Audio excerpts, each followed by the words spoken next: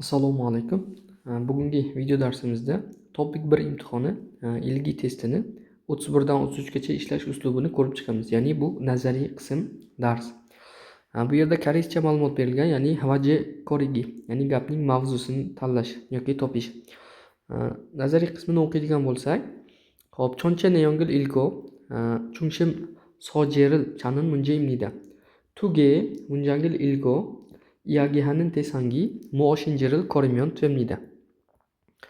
I munjeril chal pulgi viesonin chu ojin munjangeso kajang chungshimi twenin tanona pyohyonil pogo kigotdiril modu pohamhanin maril sontek jeso chajil su isoya hamnida.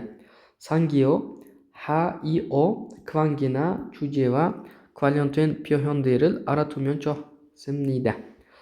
Yani bu yerda aytilyaptiki, mavzuni tanlash, ya'ni vaje koriki. Bu savolda butun matnni o'qib, ya'ni o'zi 2 dona gap bo'ladi xolos. Shuni o'qib, asosiy mavzuni topish kerak. 2 gapni o'qib, ular nima haqida gapirayotganini tanlaysiz. Bu savolni yaxshi ishlash uchun, ya'ni to'g'ri bajarish uchun berilgan gaplardagi eng muhim so'z yoki iboralarni topish kerak bo'ladi. Keyin variantlar ichidan shu so'zlarning barchasini o'z ichiga oladigan javobni tanlash zarur. Umumiy va xususiy ma'no munosabatni, masalan, meva degan javob bo'ladigan bo'lsa, mana matnda olma, banan so'zlar keladi.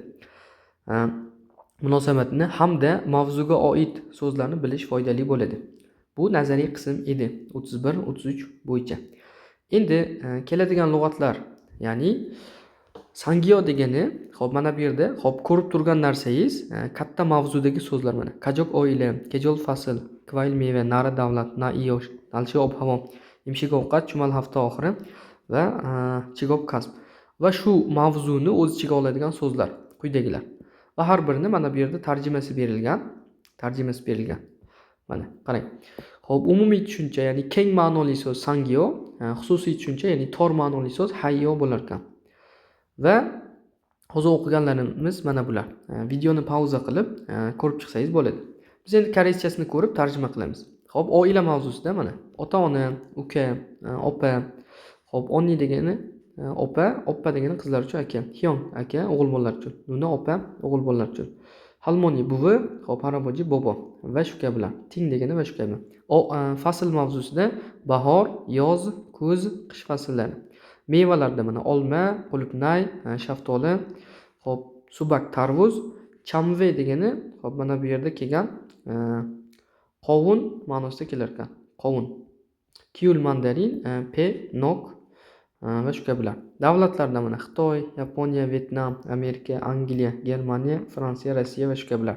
Yosh 15 yosh, yo'l tasodsa, yorilgopsal 17, yo'l ahob 19, simu 20 ma'nosida keladi. Nalshi ob-havo, qor, yomg'ir, shamol, issiq, sovuq.